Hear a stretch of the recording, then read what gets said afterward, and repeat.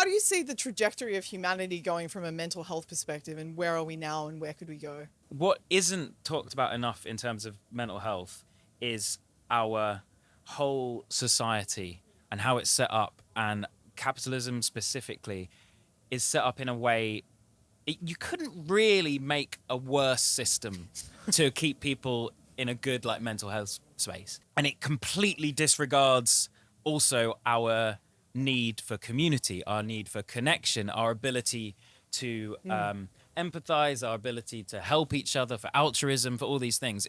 There's no room for that. This is an experience of the void. Hi, welcome to Occupy the Void. I'm your host, Christina. This is our co-host, Tim.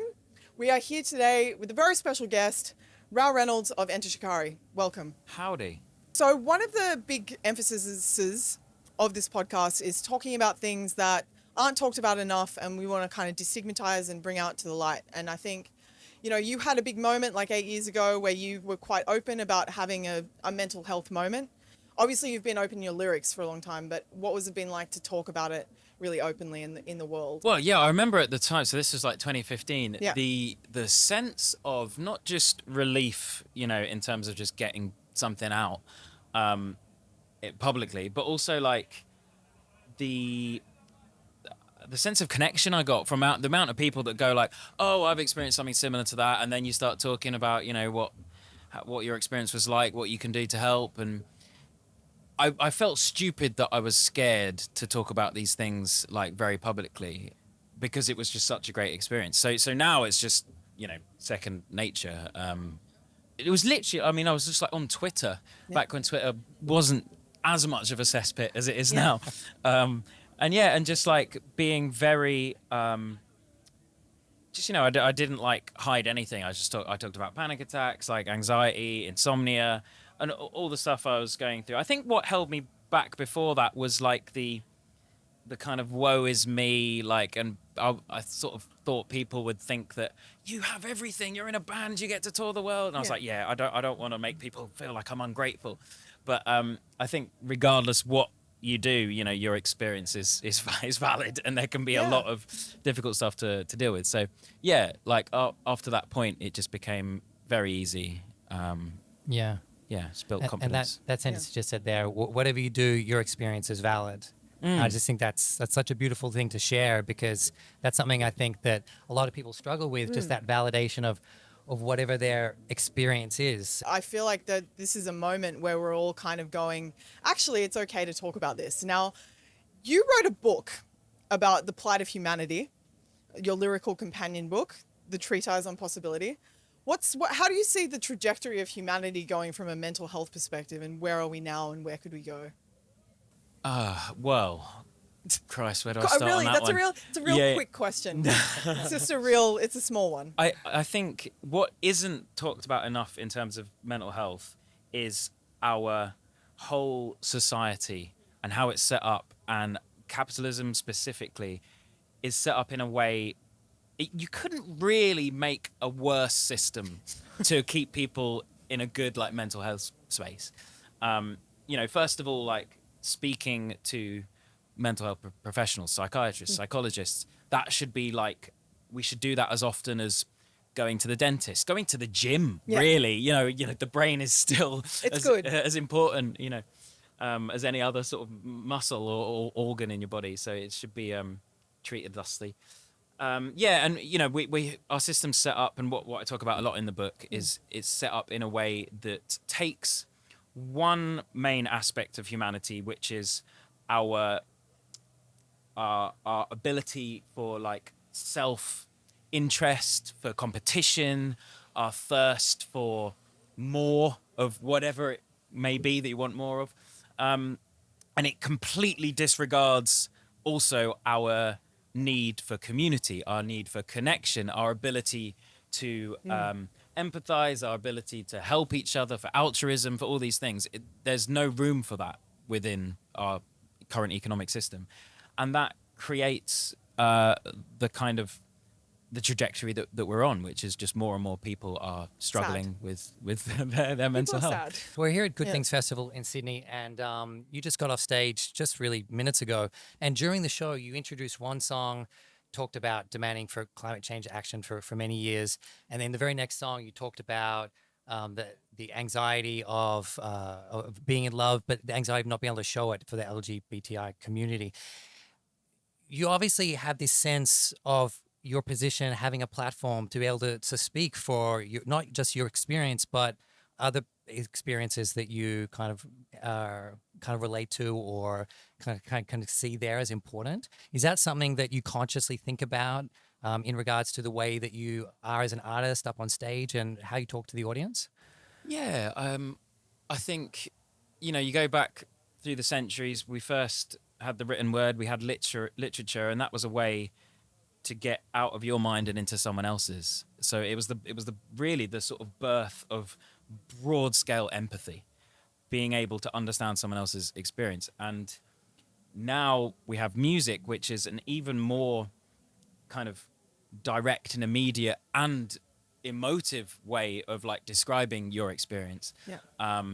It's something that we take very seriously. I think, music is something that not just allows empathy, but it brings us together. It's something that's always been a way to allow us to connect. You listen to it, it's going to make you feel something. Yeah. It's probably going to make you feel something very similar to the person standing next to you.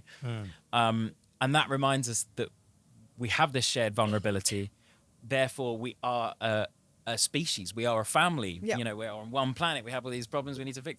So that's how I see music. It's a way of like getting outside of the bedlam of every day and the onslaught of just shit that we all have to deal with, and just remind ourselves that we're all one, basically. Do you know Johann Hari?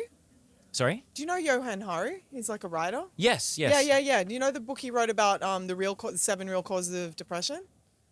No. No. Okay, so there's this book. It's really interesting, where he talks about it might not be a biological thing. There's actually a lot of research and science that backs it up, that it's actually a lot of stuff like us missing community and connection and purpose and all of that stuff. And if you actually put them in place, like they had a big housing estate full of people who were all really sad, and they got them together and they did like a community garden together, and then they spent time together, and then they built something together. And how important do you think community is, especially as a musician? It's everything.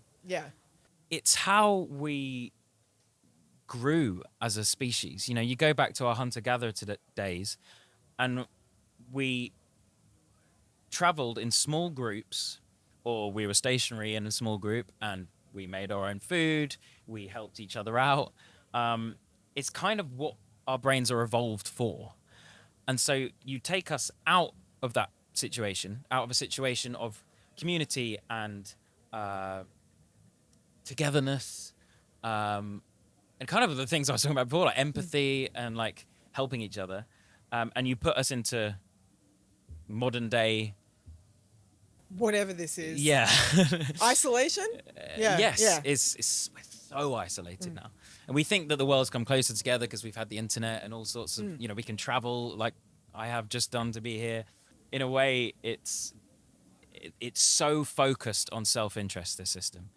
It's kind of conflict, or at least competition at every level, from the day you're born.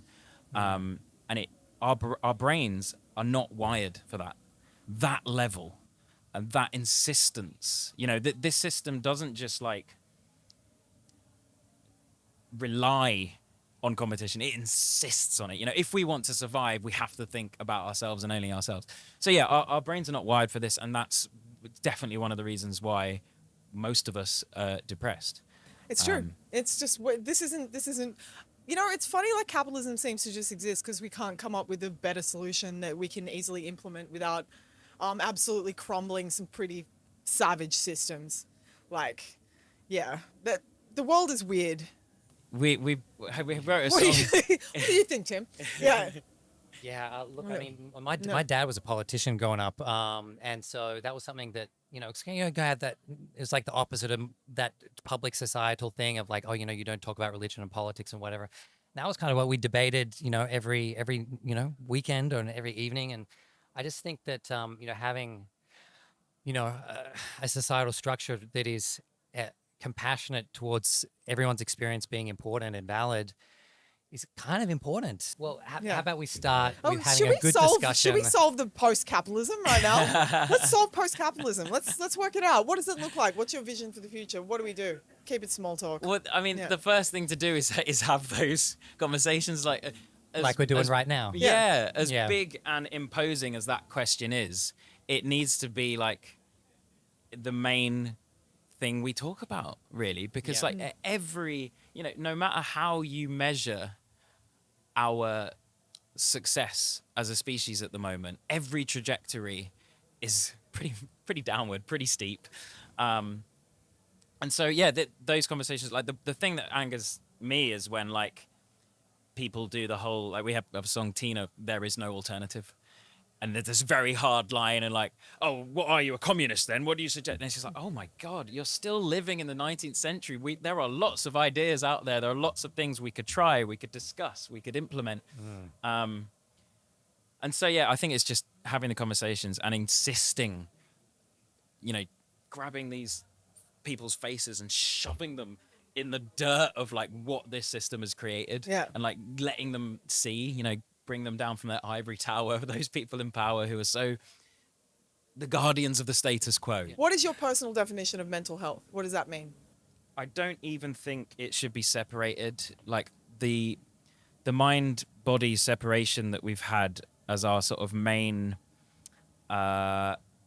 medical headspace for the last few decades, is becoming quite clear that it's not necessarily real. We're so connected. We feel things in our gut. We have gut feelings. There's more serotonin in our gut than there is in our brains. It's so weird, hey? Yeah. It's cool. So I think mental health is just health, and it's this kind of way that we're pitting it against physical health, and it's just we're one entity. This is an experience of the void.